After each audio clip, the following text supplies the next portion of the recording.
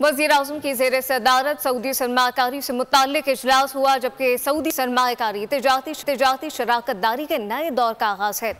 वज़ीर-ए-आज़म ने कहा कि शहज़ादा मोहम्मद बिन सलमान के बेहद मशकूर हैं और इस मुताल्लिक मज़ीद क्या तफ़सीलात हैं फ़ाहद चौधरी से जानते। जी फ़ाहद।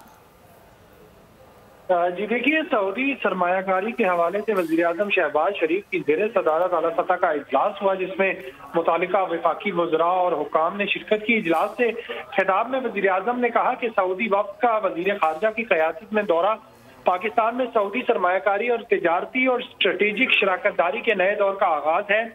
सऊदी वली अहद के बेहद मशकूर हैं कि उनकी खुसूसी तवज्जो की बदौलत पाकिस्तान सऊदी अरब सरमायाकारी और तिजारती ताल्लुकात के नए दौर का आगाज हुआ। वज़ीर-ए-आज़म ने हिदायत की कि सरमायाकारी बोर्ड, SIFC और मुतालिका वज़ारतें सऊदी वफ़द के माबैन मुज़ाकरात में तयशुदा मंसूबों की तकमील के लिए लाए अमल तश्कील दें और सऊदी अरब की जानिब से जल्द मारूफ कारोबारी शख्सियात पर मुश्तमिल एक वफ़द की पाकिस्तान आमद मुतवक्की है।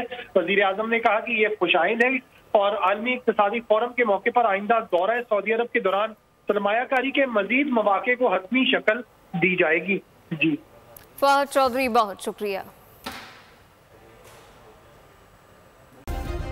सब्सक्राइब करें और बेल दबाएं ताकि कोई खबर रह न जाए।